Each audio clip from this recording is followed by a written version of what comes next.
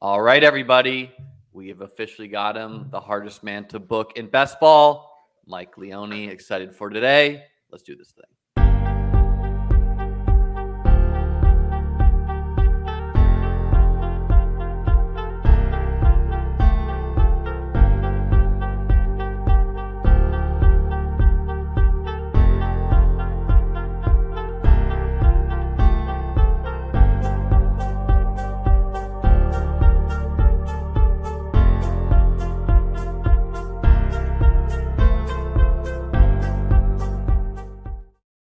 All right, as I said, we have Mike Leone on today to talk some best ball, a man who's been doing the work, researching the things in past years that no one else wants to do, really getting his grind on. Before we get into all that, Michael, how you doing today, man? I'm doing pretty well. We've got our Bills optimism going, and it's the weather's turning, so I'm feeling pretty good. I've never made a Super Bowl bet on the Bills. I don't live in Vegas. I live in Florida. I think this is the year I'm going to do it. Yeah, we're getting 9.5 to 1. Maybe I could find a 10 to 1 out there. Finally the team invested in offense, which it seems to me like the team had the mindset of we have Josh Allen, he can mitigate O-line problems, which is just kind of stupid. Why not invest in your elite quarterback and help him rather than invest in defense, which, they get injured more, I think. So I'm feeling good about the team. All that yeah, said. yeah, Um, 100%. Same page. I'm glad. Just go all in on offense. yeah. Burrow, Mahomes, they're gonna score on you in the playoffs. So And I think anyone poo-pooing the Kincaid pick is when we're searching for upside, this dude could destroy, if he's anything like a Kelsey, which I wish we had the athletic numbers. We don't. But anyways, Mike, how'd you first get into fantasy football before we jump into some of your work? yeah, so I got into the industry about 10 years ago, full time. Prior to that, I was just always a sports nut as a kid and liked math, and then super cliche, but read the book Moneyball when I was in college, and just found that intersection of math and sports to be awesome. So I got started really honestly in fantasy baseball a bit more than football. Being from Buffalo, huge football fan and everything, but baseball was kind of like the go-to kind of like math, fantasy sports nerdum, where that all originated, and then got into DFS talking with Dink. We wrote for the same season-long fantasy baseball site, and from that, we were one of the first people. I think we were the first people actually to offer paid DFS advice, like a subscription type service. So we did that for football and What baseball. what site was that at the time? Was that It just was called mikeanddink.com? it was called My Fantasy Fix. It was Okay. in association with Fantistics, which is still around. They do really good season long fantasy baseball and fantasy football work. Anthony Perry heads that up, and he's the guy who kind of gave me my start in the industry. But yeah, one thing led to another. For a bunch of years, it was a huge grind: football, baseball, basketball. But when I came over to ETR, I'm mostly full-time football. I'm doing back end stuff for other sports, but as far as content, it's just football. And as we're doing a freaking podcast in May, football has transformed. It's year round now. There's no break. So yeah, I got heavily, much more heavily into football season long, not just DFS when I moved over to ETR. Yeah, my views in May are probably similar to what I was getting in June and July and August last year. And I had some thoughts of being, oh, maybe I'll do a fan baseball or golf stream when I don't really know those sports. And I was like, who needs to? We have big enough Yeah. prizes in best ball. I know football is where I think I have an edge, where these other sports I just know I don't know. Um, did you say what you studied in college before you did all this? So I went to college for athletic training is what I started at. And I Okay, so just, you were touch the grass type of guy back then. well, terrible idea. Switched my major pretty quickly because, not a touch the grass type guy. I switched my major so many times and I settled on math. I just have a BS in math and a minor in business administration. And then I actually started to go get my MBA because work was paying for it. but then I left to do fantasy full time and never finished the MBA. Yeah, and you don't really like if you are reading books and doing work, like you don't actually need that qualification because you can learn the math concepts if you're working on it Yeah. on your We own we time. we could do a whole podcast about education and learning too, but yeah, definitely agreed. And let's talk about best ball. Like, best ball to me kind of came on the map. BBM one era is kind of when I stumbled upon best ball. Since then, it's ballooned crazily. Um, I know there was draft and whatever back in the day, but what's your typical relationship with best ball over time, and has that changed? Are you trying to put more action into best ball versus season long? Is it just something you wet the beak with? What's your take on best ball now? Yeah, it's ebbed and flowed over the years. When draft launched, I knew Jeremy Levine, and I was pretty into draft. That's when I got into it to start. I didn't really get into like the MFL 10s. I know a lot of people have been doing those for a while. I think they're like best ball 10s on NFC now. It's like the same thing. So I never really got into those. But yeah, when Best Ball Mania 1 came along, I did a good chunk of those. Last year was a difficult year for me because, as we talked about this going year round, like there was so much pressure and attention on our rankings earlier in the offseason than I expected that I felt like I spent so much time on that. I didn't draft a ton of teams. I had like 15 BBM 3 teams. So that's something I'm trying to correct this year, is to carve out more time to draft a lot more heavily. I want to max out BBM 4, come close to it, and also get into some of the higher stakes contests, some of the single entry stuff on DraftKings. So it's like definitely ebbed and flowed. I did a lot of the FFPCs 2 years ago, the 125s when that first launched. That was pretty soft the first year. I made the finals for that, and I'll probably still do a bunch of those just because I think, like, the underdog ecosystem, like everyone who watches ship chasing, like they're playing there. So it's nice to find a platform that I think is like a little bit behind on some of the other stuff that's makes it a little bit easier. I know DraftKings then has a bunch of casual, so it's an interesting dynamic. Yeah, and I would look into the rake on the FFPC because I know historically rake's been low on best ball there because you don't need people to run it. But I've heard from others that I've not calculated it, but I heard the rake was The high this year on their best So ball. what FFPC does is they give an option on prizes. So it's like you can get a Football Guys Championship ticket valued at 350 or $300 in cash. So if you look at like the best prizes, it's like super low rake. But if you look at the more realistic prizes, what you'd actually take, I don't think it's too bad. Someone out there on Twitter, I forgot who it was, went through all the rakes, and it was like, roughly comparable to some of the other stuff. Usually But TJ Hernandez of 4 for 4 has something like that. But yeah, I mean, what you said is something I noticed. Like last year in like June, it was like me doing best ball streams, like Pete occasionally. And I noticed like ETR really didn't go gun ho early. And it seems like you guys have corrected for that because you guys were ready pretty much like from the go. So like clearly yeah. this is a much bigger part of everyone's strategy going forward in the space, which makes sense.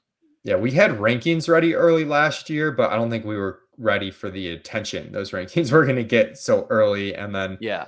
yeah, the streams kind of lagged behind. And yeah, I think basketball is going to grow so much. The huge tournaments are great to get eyeballs on it.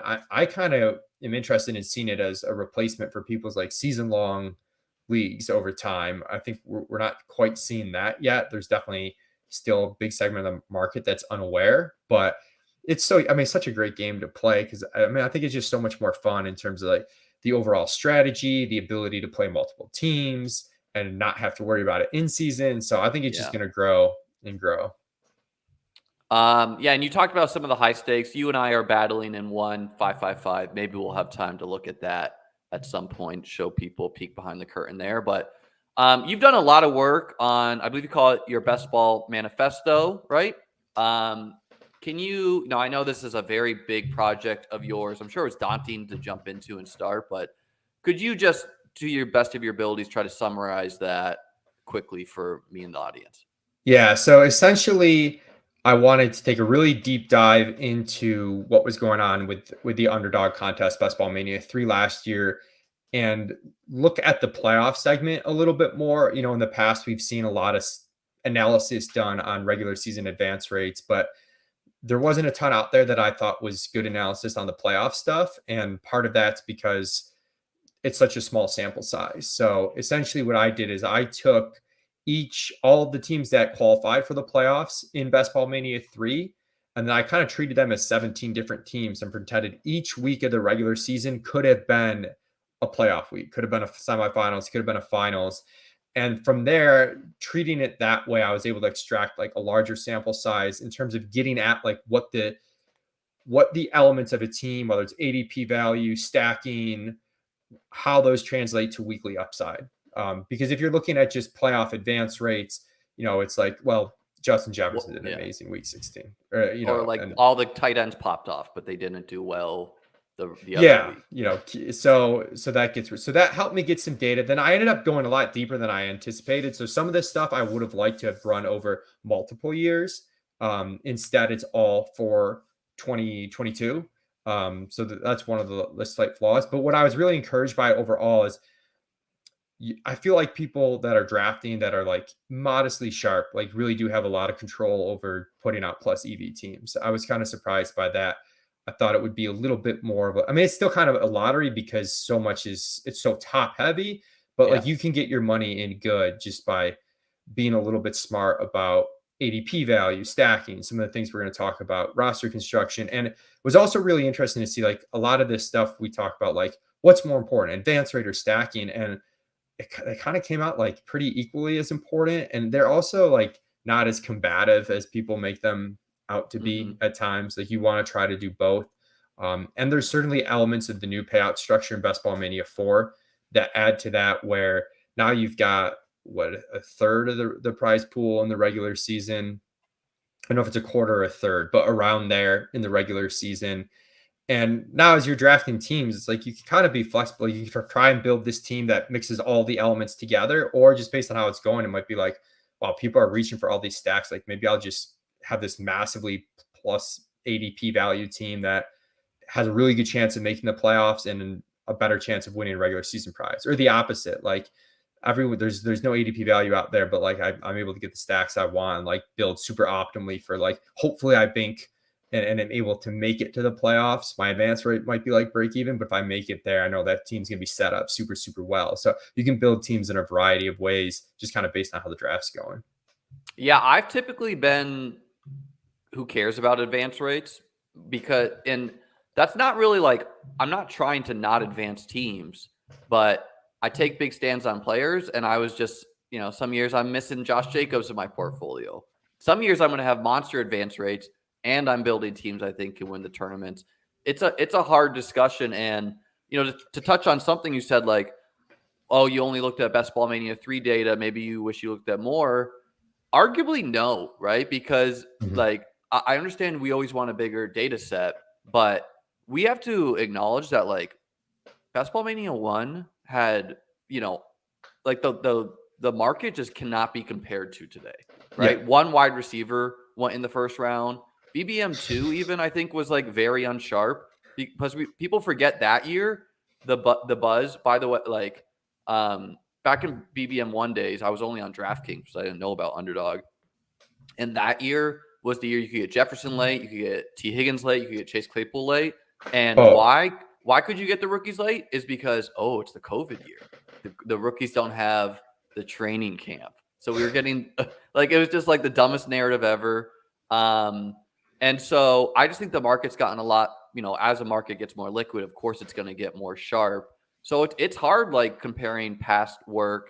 And, something I say a lot is like, with the market changing in fantasy football, some historical research is descriptive, meaning it's what worked in the past, but we should not pretend that it applies to today's landscape. And some of the work we do is predictive. It's like, this is agnostic of a market. This is something that's just a good principle, and it logically makes sense to us. So going over your work, could you walk us through the top 5 maybe descriptive things cool to note about BBM2 versus things you feel are predictive? Yeah, so I think the most descriptive is always going to be like the specific roster construction stuff, like two QBs with 8 running backs or 6 running backs, because that stuff, and then also like where you drafted them, because that stuff's so driven by like individual player outcomes. Travis Kelsey smashes, and it's like you got to draft elite tight end. It's like, well, do you have to draft elite tight end, or did you just need to draft Travis Kelsey the past 3 years? Yeah. So there's that stuff's really descriptive. I still think it's important to understand what worked best, understanding those player outcomes. So like knowing Kelsey had this season, like what combinations work best with that, because you want to draft as if you're right. And if you're drafting as if you're right with a few elements, you want to like optimize that. You want to like maximize your potential, and understanding how the player outcomes meshed with what the systemic roster construction analysis spit out is important, but it's definitely descriptive. Like I think people are even like 2 quarterbacks versus 3 quarterbacks. Like I think people sometimes are too much like, I'm only gonna draft 2 quarterback teams. I think I kind of made this mistake last year too. And the landscape changes a bit. Like, oh, well, what was the price of those quarterbacks? And what was the price of even like the 18th round player? Like what types were you getting? So that's the most descriptive. I I think, would even say like what time of the year you draft to me is always a descriptive effect, because it's like one year the market could just be right about ranking. Like maybe we just ranked all the RB2s right. And like, it's a generational year to just draft, or, and so it doesn't have to be like, to me, like the logic of drafting in May versus August is always the same thing. Like August is you get the casual late crowd, you get more info. May, you get ADP values, and both seem viable to winning. And it's just going to be descriptive what works in a given year to me yeah. personally. And I did look at some time of year stuff. It's funny you bring that up. I actually kind of like on like the July train, which I know you're one of the teams you drafted was in July, right? I know Crane's I, team was in July. Mine was Was in June. His was was in in July. June. But like It's the same part of the yeah. summer. It's the dead part. Yeah. Just like some of the analysis between like trying to find that break even point between being able to get a ton of closing line ADP value, but then also just not having dead players on your team is interesting. But that's a little bit of a tangent. But as far as descriptive stuff, I think some of the stacking stuff is like some of it I think super predictive. Some of it I think was a little descriptive. Like the impact game stacking had was much higher magnitude than I expected.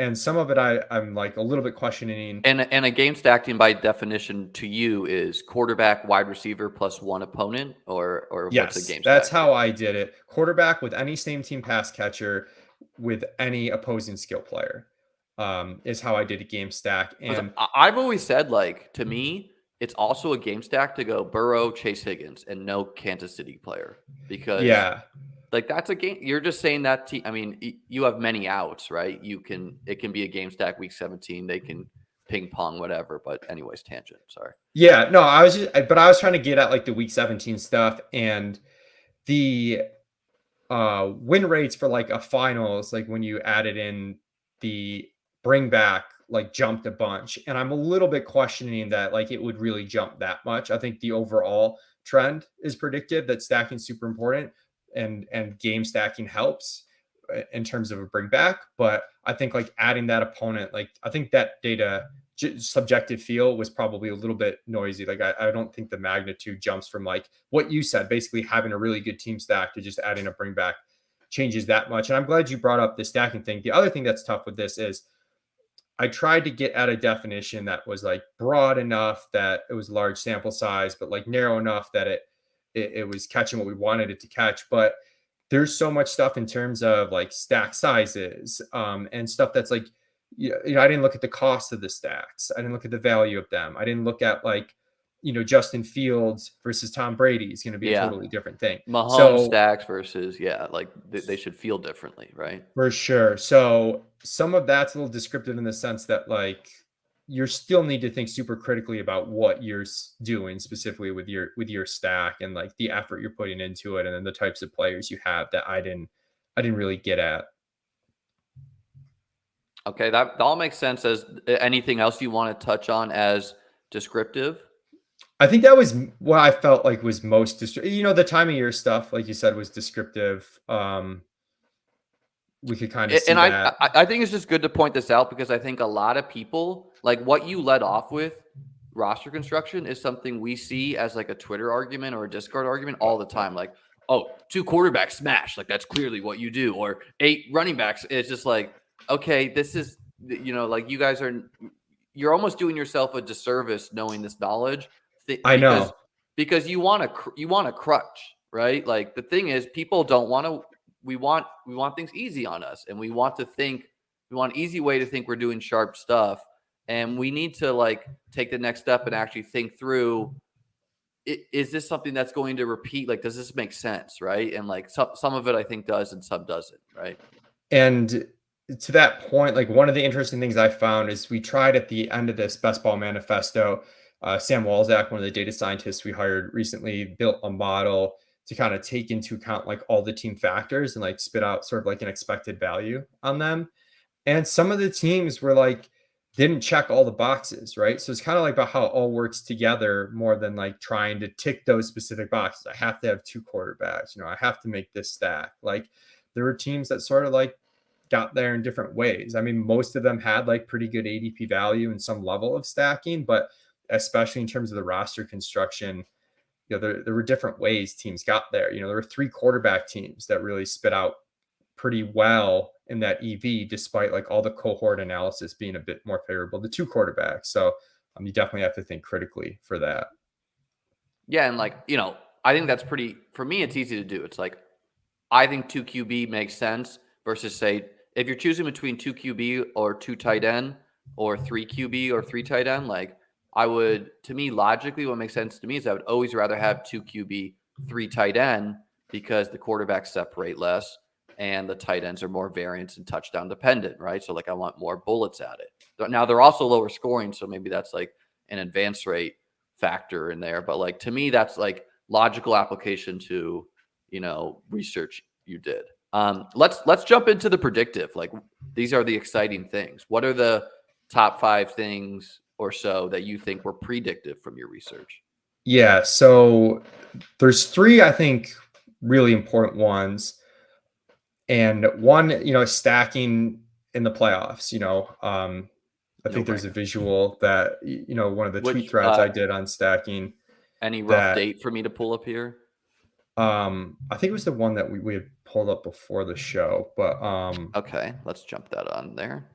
yeah, Let's find it. so but you just kind of see if you have quarterbacks stacked in just with their team or game stacked. So the purple line is game stacked, the orange line is just stacked QBs, and then you can kind of see what the level of randomness, just relative to randomness, how these would perform in a quarterfinals is a 10-team field, semifinals 16-team field, finals 470-person field. Like, what are your odds of getting a top 1 out of 470 score, basically? That was how I broke it down by weeks. And you just see like you're starting to increase your odds of winning quite a bit. The finals rate, and this is sort of the big jump I talked about that I thought was maybe a little descriptive, not predictive in the finals, where you see that Yeah. huge separation with like 3 stacked quarterbacks. But Yeah. you just, I think like if you look at all the cohort analysis, everything, it trends. Like the more you stack up your quarterbacks, the more likely you're able to win these field sizes. And this is kind of spit out a little bit more. I have another graph where I look at total quarterbacks rostered because the 3 QB one's a little misleading. Because so 2 quarterbacks, I don't know if I have it, and I don't think I have it up there, but let me see. But 2 quarterbacks stacked and game stacked was better than like 3 quarterbacks stacked and game stacked. Like if you isolated them to like max stacked, but no matter how you break it down, the more you stacked, however many QBs you took, if you took 3, stacking 0 was the worst. Stacking 1 was better. Stacking 2 was even better than that, and stacking 3 was the best. Same with 2. And then if you added the game stack on top of that, that was better too. Like 2 QBs team stacked and 0 game stacked was worse. With 1 game stacked better, 2 best. And you see that trend in the cohort analysis. Like you don't want to get stuck on the specific numbers too much, because I'm not going to say like oh, this adds plus 12% every year to your Yeah. EV. But like the trend is very clear that, the stacking does help, as, people talked about. Overset had the week 17 All That Matters video last year. It's clearly important. So I think stacking in the playoffs, there's some stuff that, And that again is applying to each week of the season, right? Not just week 17, right? yeah. So this was a way to do it of like, and then you Yeah. catch, so some of these are like unintentional game stacks, right? Like things that people, which happen a lot more than people think, by the way. Like, if you Mhm. drafted before the schedule came out, like I think like I drafted, I don't know, 4 teams, and like only one of them doesn't have a week 17 game No, stack, I mean, I did and like 40, and I got a lot that have like 9+ game stacked week 17 players, yeah, so early it teams, no schedule happens. knowing. The Well, this may be more of a tangent if I keep going predictive things, but I Hey, am curious your tangents are thoughts on okay on this channel. the meta on like some of the combinatorial ownership on like obvious stuff early. Like I started a team with Diggs, Allen, Ramondre, but like I wonder at what point that's actually minus EV because it's like over owned, even though you get the correlation. Um, but maybe I don't know if we're quite there yet where enough people are doing that in the ecosystem, but that was something I started to think about a little bit. We'll come back to that. And I have other questions I want to ask you because I want to ask you about advance rates after this because to me, something I've always said is, and like I said this to Herzig, he kind of laughed at me, but like if what you said is true and logically to me, game stacks make sense, right? Like we're not reaching 100 percentile outcomes, we're reaching our 90 percentile high scores more often of the time, so it's worth it. Then clearly, if you're shooting for the regular season prize or advance rates, you can do division stacks because you get 2 games with bringbacks, right? Like that's Mhm. a something that logically made sense to me and was good in the data to you. So like, No, I think that I was even thinking of looking at like similar opponents among like QB pairing, because you hopefully run into enough spike weeks throughout the year that like adds to your ability to win the regular season. But yeah, as far as more predictive stuff, I think ADP value is always going to be predictive. Like I'm not saying the market is super efficient because I don't believe that. I think if you have no. a combination of like ADP value and like your values, like ETR has rankings. So for me, it's ETR value. Like I'm using some combination of ETR value and ADP value. But in general, like if you're getting really good value on players, that's leading to like a very big increases in your expected value.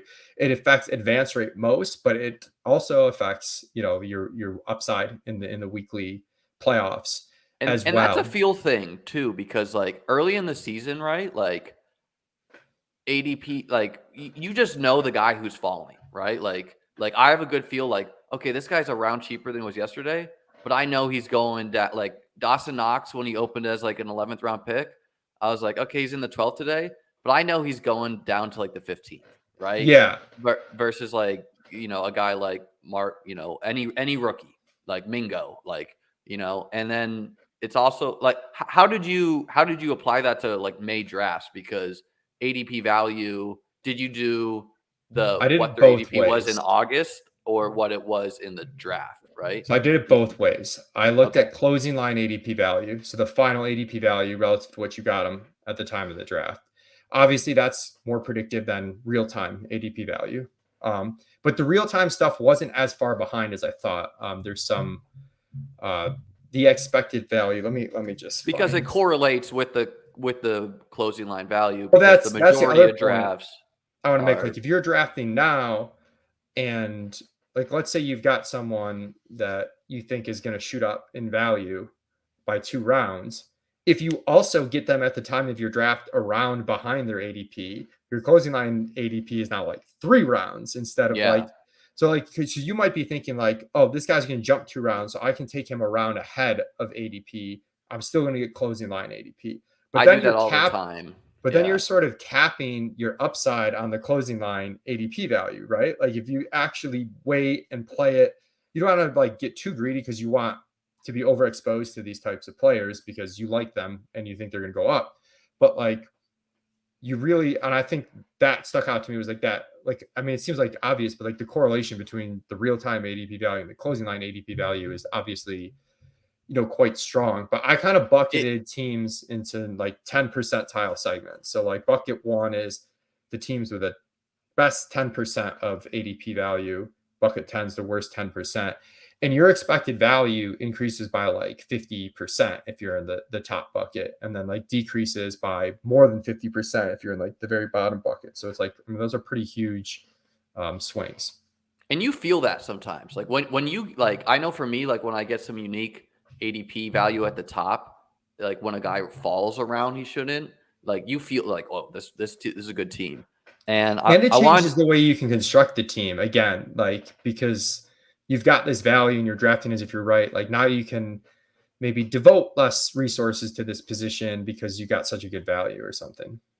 on the topic of what we were talking about before about like, this is something I've thought about a lot is like, okay, I know this player is going to rise in ADP, but really what you should be doing is you should be pushing selecting that player as much as you can when they're cheap. And like for example, I think opening day, this is always going to be the case of a contest where it's like, man, I know Kincaid opened in the 170s. I just felt that he was going to go where he did in the market. I was like, he's going to go right ahead of Schultz, right behind Schultz, something like that. And so I just couldn't help. Like, you don't know who you're drafting with. Are you drafting with guys who know the market or you don't? So, like him, I didn't get any in the 170s because I took him in the 145s, the 150s. Right? It's still good value. Same with Anthony Richardson. Like, Yeah, my Gibbs. Gibbs was a guy I would push to the fifth because I knew he wasn't going to remain there. But like he was a clear guy, like top 12 overall pick in the draft. This guy's going to rise. Get him now, right? So it was like, Yeah. oh, this is an opportunity. Anyways, on that, anything else predictive you wanted to touch So on before the we go over some examples?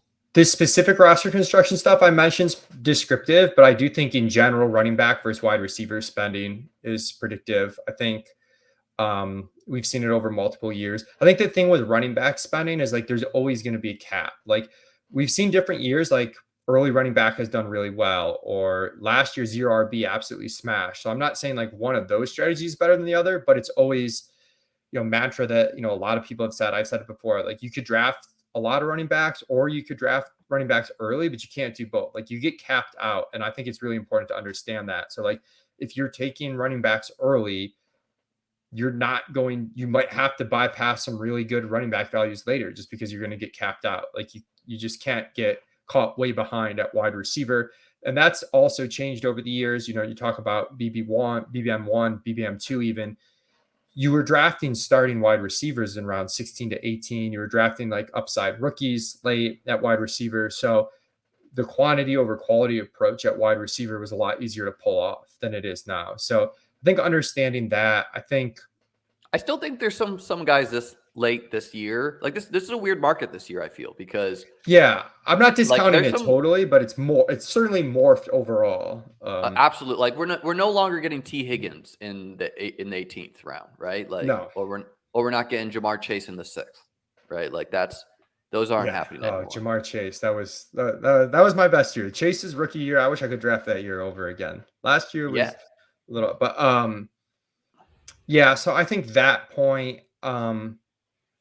I think that's the biggest thing from roster construction. I think the QB tight end stuff is like really so player and landscape specific. Agreed. Um, that it's like I'm almost doing that one completely by feel within each draft.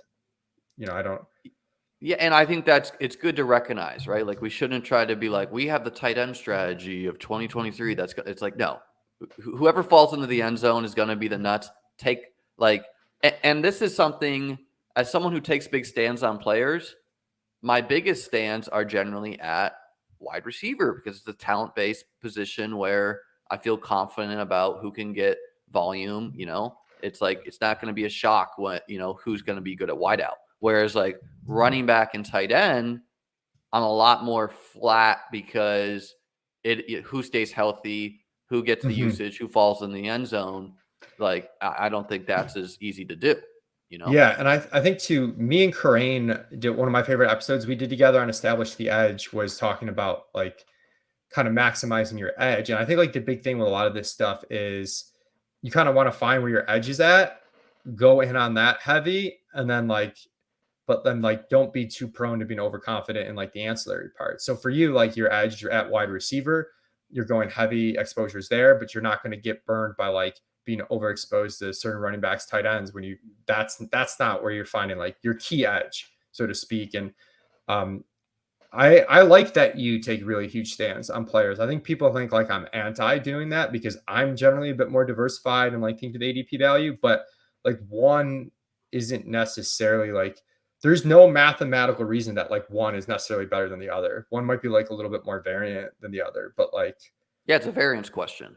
yeah, It, I it's do not. think like because But I listened to Establish the Edge. By the way, the Mike's Twitter link is in the description below if you want to follow Mike and all the great work he does. But I remember back in BBM 2 days, I remember I had the feeling that you were not for big stands. And honestly, I think I'm no longer taking as big a stands, but it's because I respect the market more today. I really mhm. disrespected the market back in BBM2. Like I full faded Henry, which was wrong, but good result. Kamara, which was like good. Zeke, which was good.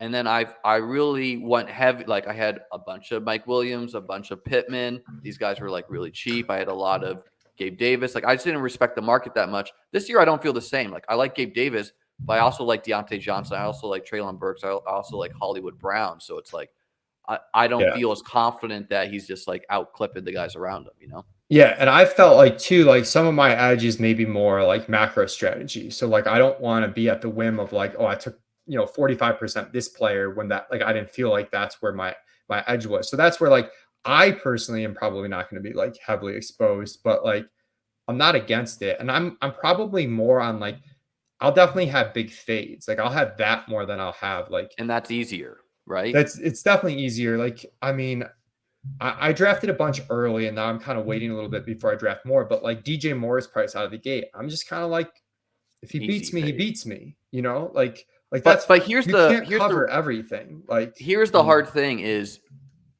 I go back and forth with this, because it's like, DJ Moore, Jonathan Taylor, these were some like, there's some other players. These were very easy fades for me this year, but it's the thinking through, because people like to claim, oh, we can't predict who's going to be low ownership in the playoffs. And I full disagree. I think I could pick a lot of players who are going to be low advance rate, high leverage players for the postseason. Guys like last year, Javonte Williams was an easy example. Any mid-round tight end is a good example because they come at the opportunity cost of league-winning running backs.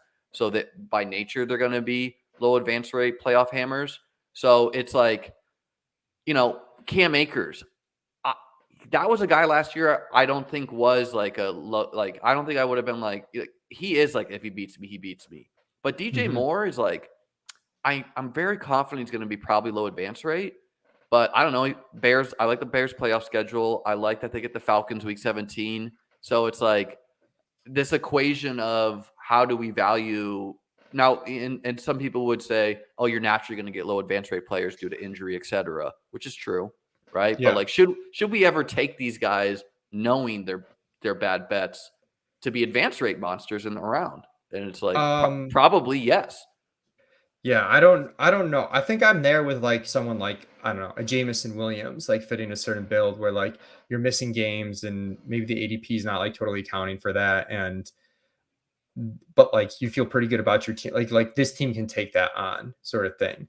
I have a Yeah. tougher time with it with someone like Moore's price is already starting to dip a little bit, so it's probably getting more tolerable. But like it's hard for me to do that in like the fourth round. And I'm not even saying it's wrong. I'm just saying like personally, it's hard for me to pull that trigger. This is where I know we're I talking about would the never do advance it rate without stuff, Fields, right? but Like, yeah, but I'm kind of like this is why I'm more pro like playing for advance rate than some other players is that like over X amount of like if I get five more teams than you, that's like five more shots of just like completely randomly walking into the right Well, let's talk about advanced that rate player. because I think what to do for advancing is kind of a hard question because it's also kind of like how do you play for the regular season prize on underdog? Because I think last year what people would have said the chalk answer is like, how do you win the regular season prize? They would have been like, oh well, zero RB is worse.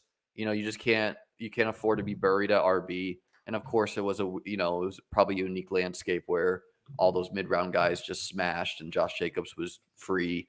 But like I think it's a hard like I don't exactly know what to do. I guess like balanced approaches. What do you think is something people should do if they're playing for advance rate? Like Yeah. or the So, regular season prize? Like what do you do there? well, one would be to like not take DJ Moore if you think he's going to be a low advance rate player, because Yeah. so like, um, so the things I'm just more cognizant of ADP value, and I'm probably building a little less aggressive teams than I have in the past in terms of like forcing, and some of this is just market related, but in terms of like forcing like two QBs, two tight ends, it's like if you hit on those, they can be monsters, but like you're also could have just like a multi-week injury that shouldn't ruin your team for the whole season and kind of just screw you up and like reduce your advance rate. So I think there's some stuff with roster construction where like you want to be a little bit more robust. And then also in terms of how much I'm pressing this stacking is kind of like if I can get a stack at ADP or after, like I'm almost always doing it, right? But like I'm not necessarily stacking like a full round ahead. Like I think some people are kind of planning their stacks out from the beginning and really like I'm going to get this, and like they'll give up a lot of ADP value along the way. So those are kind of the major ones, but like ultimately I don't think it's like, again, like I don't think it's as combative as people make it seem. I'm just probably not doing things that I think are like actively hurting my advance rate in order to be like unique for the playoffs. I'm trying to find things that like I can best do a little bit of both. Sure. All right, let's jump into some team examples. I had you send me some teams here that now you drafted these earlier in the season, so the Yeah, these ADPs might be a little stale, but let's look at it anyways. yeah, some of them are just like I think like good juxtapositions more so like against each other than they might be like like good teams to look at in a value. But this was So a team where like talk through like the bucket system before we do this real quick to people. yeah, so we talk about the roster construction stuff, how there's some of it that's predictive and descriptive, but what I did was kind of gave each draft pick a value in terms of like how much that draft pick in general is worth. So the way it works out for me is like pick one is worth 133 points of draft capital. Yeah, you can kind of bring up that Google sheet. I think that's helpful.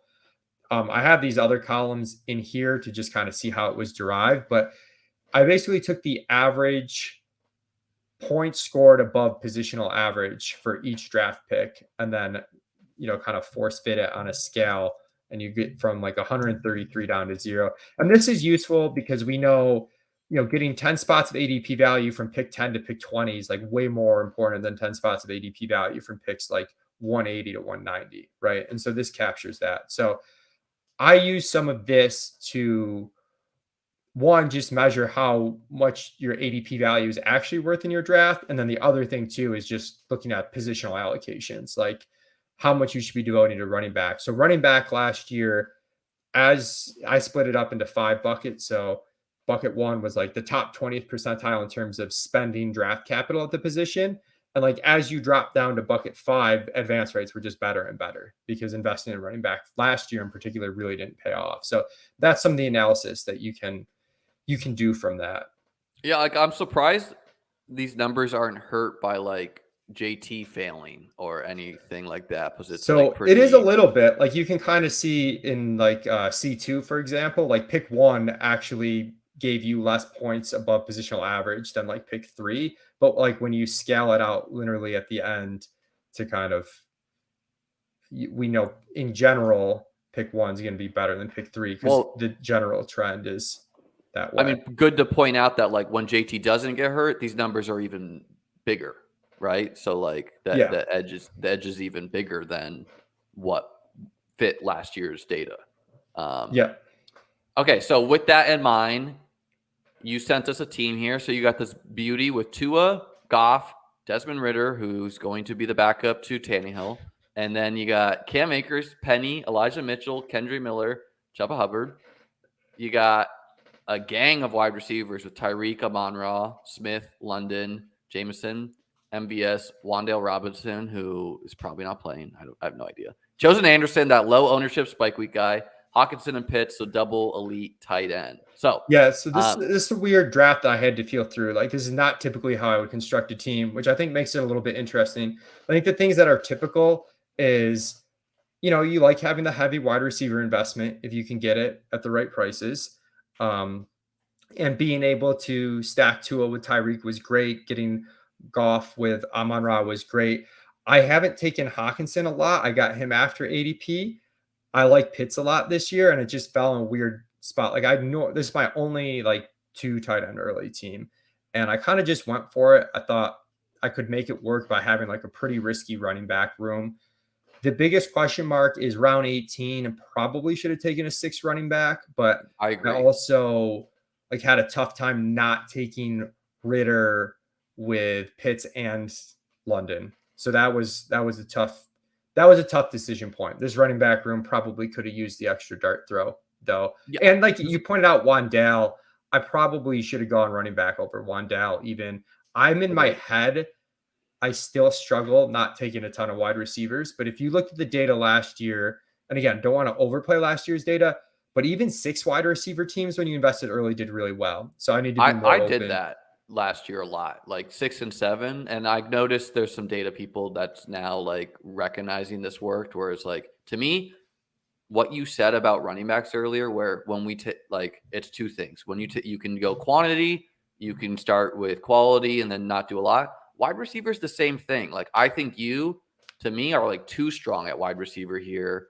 Where it's like, sure, could like Wandale or Chosen be a dart that separates you in a field? Absolutely, but like Yeah. you're a little bit And weak at running back. I understand wanting Desmond. Like I think you're strong enough at quarterback. You don't need it, but like who cares? It's the three. It's an optionality. Like you can yeah, do and anything that there. is actually in a way me kind of choosing playoffs over advance rate with the Ritter pick, which is like Agreed. having assuming Ritter's the quarterback at the end of the season, which is a dangerous assumption, but it's Hard like assumption now. this gives me 3 game stacks over. And again, the playoff weeks, they're 3 uncorrelated tournaments that you have to win individually. So I have outs multiple weeks.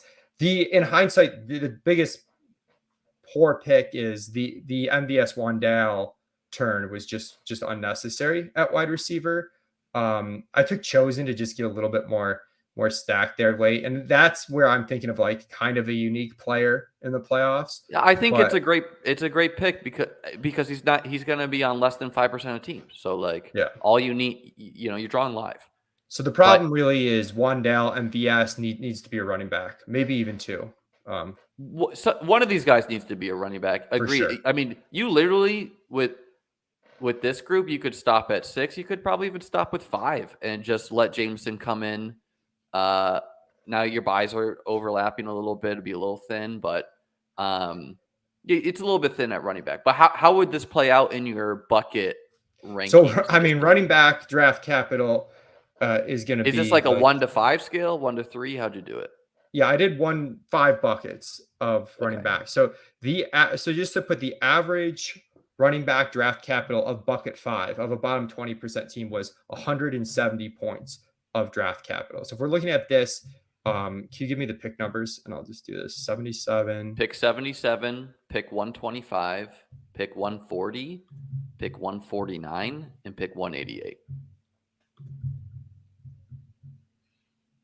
Yeah, so I've got 107 total draft capital spent. The average of the bottom 20% last year was 170. So I'm like extremely low in And running even if back you draft added a capital. 6 guy at one of these picks, you'd still gonna be like like very low, right? Yeah, because at that point in the draft capital is not even worth a ton. So That's what I'm saying. so that's and that's what's like kind of useful is looking at these teams. Like that's a clear mistake that you can identify and lean on.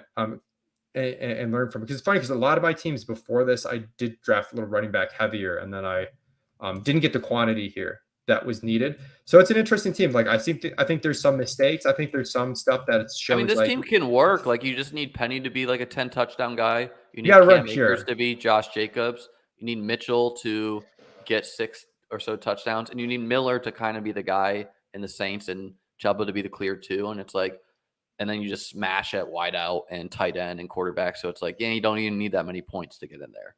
And you can see where like I'm being a value hound. Like a lot of these picks are right at ADP. Some of them I'm getting like, I got a round of value on Elijah, a round on Kendrick. And that's so I'm definitely short on running back capital. But the other thing I like to think about is like for Elijah and Kendrick, I didn't spend, it's picks 140 and 149, but by ADP, it's a little bit more Now draft they capital. have fallen to around that range Yeah. by now, so it's a little complicated, but Yeah, but like I'm thinking like in my mindset in draft though, yeah. Okay. like how I'm thinking about it.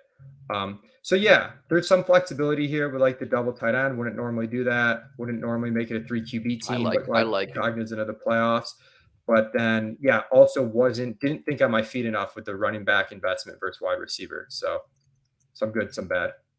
Okay, so you'd clearly be like a 5 bucket at wideout, a 5 bucket at tight end, and like a 3 to I 4 at haven't. So bucket quarterback. one's the top, but yeah. So Okay. I'd be bucket one. Let me just confirm that it's 44, and because some of the early, I mean, like, yeah, and this is where to me, like by feel, this is a 1 because you yeah. went So that's 146 of draft capital by my numbers, total draft capital, and the average of bucket one was 136. So it's above, and it's bucket one, and it's a little bit even more than usual in bucket one. Wide receiver, I'm not going to do that, but I'm sure it is, and then. Quarterback's probably going to be quarterback was the one where the bucket seemed to matter the least in terms of advanced. Well, if you were in the top 3 buckets, it was good. You just couldn't be low at investing quarterback. So if you were anywhere in the top 60% in quarterback investing, you had similar advance which you rates. You are. did similarly well. If you were in the bottom 40%, things started to drop off kind of significantly. So like 3 mega late quarterbacks is probably like not going to get it done. Well, I don't know. This is a weird year where it's like the three late guys are not Mac Jones and crew like it was last year, right? Yeah. It's guys who we just don't know if they're playing the season, but run. So it's like archetypes there. We just the security's not there. Yeah. And that's a good point is the archetype is important because that's, where the upside stems from. It's different when there's some guys that just like, they just can't get it done like physically. Like Mac Jones, like can't be, and even like Ritter doesn't seem to have like a rushing. I mean, I don't know. Like he showed a little bit promise as a passer, but it's like his profile coming out of college was that he should run. He did not run at all last year. So it'll be interesting to see it play out. And now he's got Bijan. All right, so this team is a 3-4-9-2. You got Bryce Young, Sam Howell, and Brock Purdy at quarterback. You got That's a low CMC. quarterback room. You got CMC, Nick Chubb, Tajay Spears, and Kendrick Miller. So the hyper fragile, but your 2 guys are, I mean, great value on Miller, and Spears is leverage off of Henry when you have Chubb. You got Debo, Kirk, Keenan, Hollywood, Cooks, Dotson. So like these guys are all top picks. These 6 here. Myers, who has outs that Hunter Renfrow gets traded. I really don't know what's going on there. Maybe to the Saints. Zay Jones. I still think he should have some spike weeks even with Ridley there. Mingo, who didn't have an ADP at the time, so clearly this was early, and you just said, I know it's going to be 147. And then Ingram and Conklin, so decent. You got one of the borderline elite guys in Ingram, who has more target competition this year, and then Conklin, who's a good value tight end. So yeah, this is an interesting team. Yeah, this is definitely same thing where I kind of like the Zay Jones Mingo picks like need to be either running back or tight end. Like, would you do 3 tight ends on this team? I think I typically would do 3 tight ends here, but I don't know. Or would you just play for the Ingram smash? Yeah, I mean, you're over investing in wideouts, so like I think the chalk build for this would be to like have 5 RBs, 3 tight ends on this team, and just cut off Jones and Mingo. But that can Jones and Mingo be the spike week guys in the playoffs, and then the other guys are good enough? Yes. So it's like it's not it's just like that's what I'm usually doing for safety. This was a fast draft where I really was gonna backdoor like Hayden Hurst and something with Bryce, and then like I don't know, something weird happened, and I took Life came Mingo at you fast. yeah, I took one too many receivers, and as soon as I made the pick, I was like, oh boy, how do I make this work with a light tight end room, a light quarterback room, and a light running back room? And I had to piece it together. But this is one of these. I like the juxtaposition with like the early running back investment, how to make it work. Still would normally go 5, especially with like 2 rookies that could just be like. I mean, we saw last year with TDP, Isaiah Spiller, they're popular picks, and then they're like absolute nothing. So would have liked to, should have taken a 5th running back here. I ended up with like a lot of correlation stuff. Some of it was unintentional for week 17. But I think Washington and San Fran play each other week 17. So that was kind of funny how that worked out. But like Jacksonville pass games like stack, even though it doesn't have Lawrence, I think those are things you can do. Like, I don't think you need to necessarily have the quarterback. 1000%. Like the quarterback's the least important part. And I mean, your quarterback room's interesting, right? Because you possibly only have one quarterback, in which case your team's just dead probably, unless all your guys smash. Or you possibly have 2 really solid QBs late in Howell, who, rushes the ball as long as he's got the job, and Purdy, who I don't know how to feel about that position. I still take Trey Lance somewhat.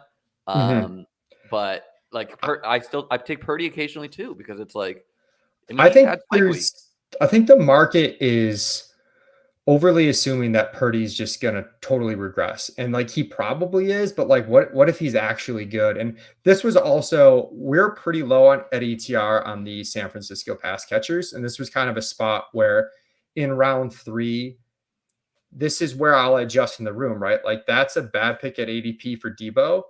These were like, this was opening night, so these ADPs were mostly junk. But like I needed a receiver. I started CMC Chubb. I couldn't go a 3rd running back. Receiver was going.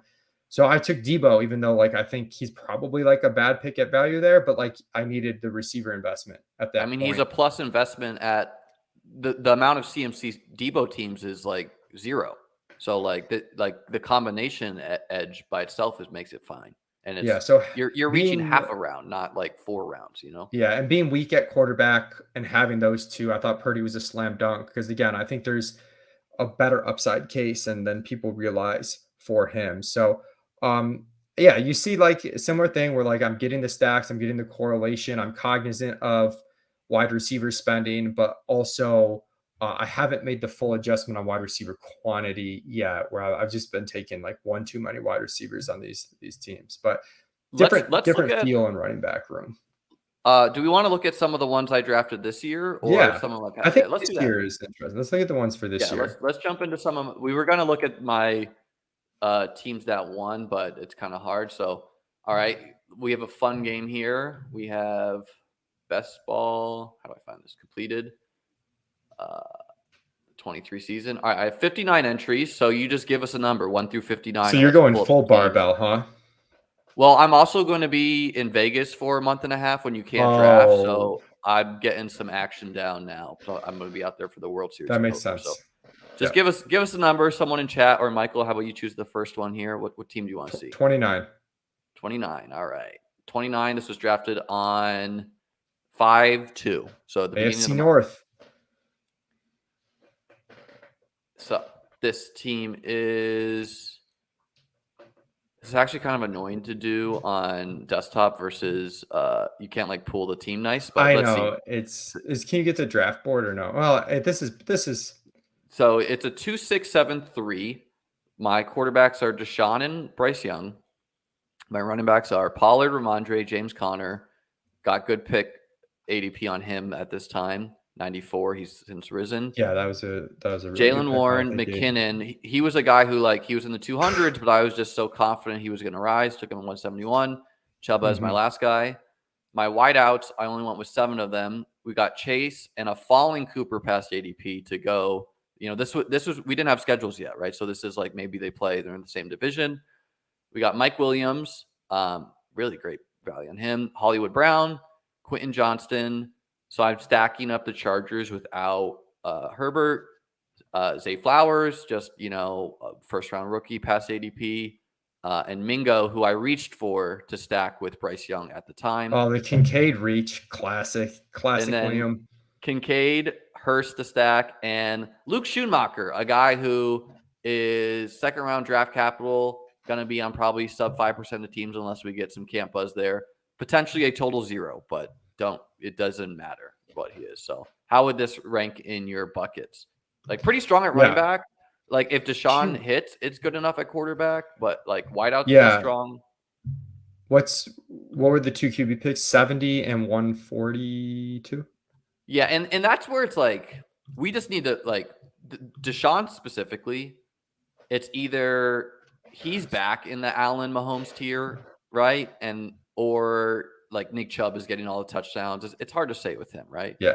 You're still in the third bucket, like you're near the bottom of it, but like you're still in like and again, we don't want to be like, you have to think a little, like if you're drafting this as if Watson's back, it's different, right? Like he's a 5th round pick. And then if he's a 5th round pick in reality, you've got plenty of capital.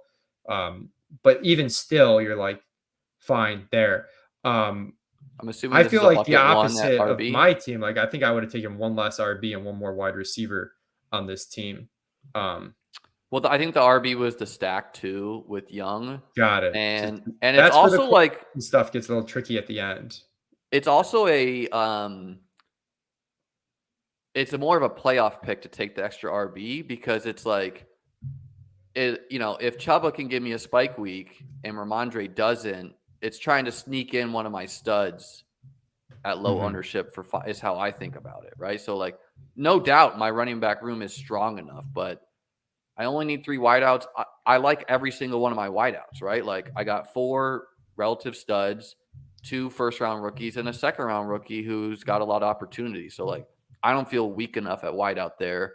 But this pick that was tight end was an optionality pick. It could have been tight end. It could have been wideout. It could have been quarterback. It wasn't running back for this team. And that's often how I feel in drafts. Yeah, you get the optionality pick. And your running back investment was actually like – it's still like 264, which is like the third bucket. And we saw teams with success in the third bucket. And again, last year was really bad for running back investment. So you're still kind of like in the middle of the pack. That was one of the interesting things I found, Liam, was that like, so initially I kind of had a hypothesis that a lot of the investment stuff was just like people not understanding positional scarcity. Like take away everything we know about running back, wide receivers, like bust rates, hit rate, like just based on positions, 3 starting wide receivers, 2 running backs. If you extrapolate out that ratio of 3-2, basically to your bench spots and stuff, you should have that 3-2 ratio should be reflected right in the draft capital spending. Yes. On average, the market, even last year where it felt like receivers were going earlier, still overinvested in running back. There were, I think it was like 60% of the teams were not on the wide receiver side of that ratio. The 3-2. Am I bucket 1 at wideout here? I don't think you're going to be bucket 1. I'll do it real quick. So pick 3, 46, 51, 46. 75, 99, 118, 147. And this is where it's like, it's a bit of a feel thing because in BBM2, I nailed wide receiver in like every single one of my teams. And just I built far too many like 5 RB teams that just were sunk. You're bucket 2, but like, so you're at 424 total draft capital. Bucket 1 mean is 471. Bucket 2 mean is 402. So you're like on the high side of bucket 2. Yeah. So it's pretty balanced. And then like, obviously I need Kincaid to be a guy. Should we look at one more before we get out of here? Yeah, let's do one more. And then, all right, give me a number. 4. Our launch day, Anthony Richardson and Trevor Lawrence. Okay, so this is a 2-5-7-4. So we got weird here. We went 4 tight end. We got Trevor and Anthony Richardson at quarterback. So I don't care what your buckets say. That's a top combo to me. We went Saquon, ETN with Trevor, James Conner, Devin Singletary, and Jerome Ford, back when he had no ADP. We got Diggs, Ridley, Jameson Williams, who, I've just taken him as he's fallen. Obviously, terrible value compared to what he is now, but That's still the feels. pros and cons of drafting early, right? Like you're gonna win some, you're gonna lose some. Like Yeah, it's J-Mo's really the only guy I took that fell. Michael Thomas, who, I mean, if Diggs, Ridley, and Michael Thomas are the guys they've been in the past, Michael Thomas more so a couple years ago, it's like the team's good enough. Zay Flowers, again, a rookie. Alec Pierce stacks with Anthony Richardson, and Josh Downs does as well. And I built a big stack on that division here, clearly, with Houston as well, just trying to land a Week 17 game. And then went Ingram, Chig, Kincaid, and again Schoonmaker at tight end. So we got a lot of guys at tight end, feeling strong enough at wideout where yeah. probably wideouts where I'm a little weak. Obviously, I think another wideout would be the chalk decision here. But what do Yeah. you think Well, here about this week? I too like the Shoemaker pick. I would have made a wide receiver. I really like I the showed some cheap. restraint waiting for Kincaid at 153. I appreciate it. I really like the cheap cold stack because like if Richardson's like I do have some with Pittman, but it's hard because Pittman you kind of need to rack up catches, and that's not really going to be Richardson's thing most likely. No, it feels like Pierce Whereas is the best fit, right?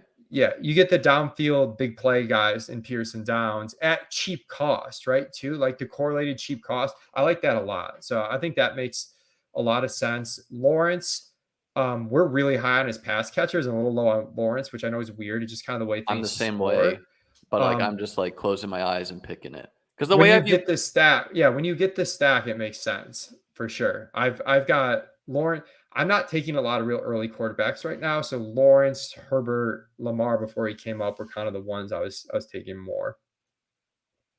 But I like this team overall. Like that's the type of running back room I like. Like you get a couple of cheap ones. You get one guy that's like in the past a dead zone running back, but goes in round 8, and so it's not really a dead zone running back anymore. You Singletary's cap it maybe off the with 1B, 5. right? Like we the We market's don't so know. uncertain right now, right? Like we don't know how the Pierce Singletary breakdown is going to be, and So the I like offense this should be team a lot. better. Yeah, I like this team a lot. Type of team, the Jameson pick I don't love, but I think we probably just have different feels on Jameson. I've really only been taking him stacked and like pretty late. The the big thing is so why did you go with Shoemaker over another wide receiver? I'm just curious on that. It's because I felt like Diggs is an every week starter for me. Ridley is too, if he's who he is. And I'm hoping like one of Michael, Zay, Pierce, whatever is filling in my third spot. I don't even need wideouts for the flex. I can fill it with tight end if I had to. And if Schoonmaker is Dalton Schultz, he's way better than any wideout I'm taking in the 18th round, Yeah, that's right? fair. If he's not, and I mean, obviously, I'm like super strong at tight end in this room, so it's a little weird with me having like Ingram and Kincaid and Chig, but it's like it's just kind of like we've seen tight end is the position where we can find top 6 guys in the 18th round, and Hmm. if it's not now, maybe it's Jake Ferguson. Schoonmaker's not a guy I'm going to have on every team. It's kind of weird that we chose 2 and he's on those teams, but it's just like Yeah, I know how he's it being the goes. Yeah. forgotten second round guy to me, right? So like that's where it's just like doing the simple step of looking when people went in draft and being like, second round guy in uncertain position. Because we know the fantasy market neglects uncertainty, right? Like the Giants wide receivers, etc. Yeah. Should we look at one more or should we go? I Last think one. that's good. I think that's solid. All right. We'll call it there. Michael, thank you so much for coming on today. We'll definitely have to collab for some more streams in the future, have you on for a draft. Tell the people what you have coming down the pipeline and where they can catch all of your work.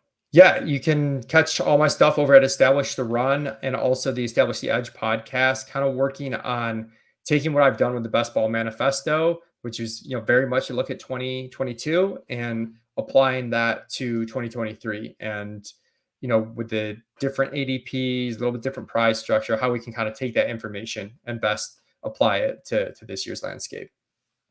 And if you want to follow Michael on Twitter, the link to follow him is in the YouTube description below. For me, just hit the like, hit the subscribe. Think I'm going to have on Dan Zach, the WSOP champion, a fellow best ball grinder, tomorrow, depending how late his poker game goes. So you can catch that all on my channel. Going to break down my chess tournament from this weekend when the police were called as well later today. So have a great I saw day. that tweet. Bye.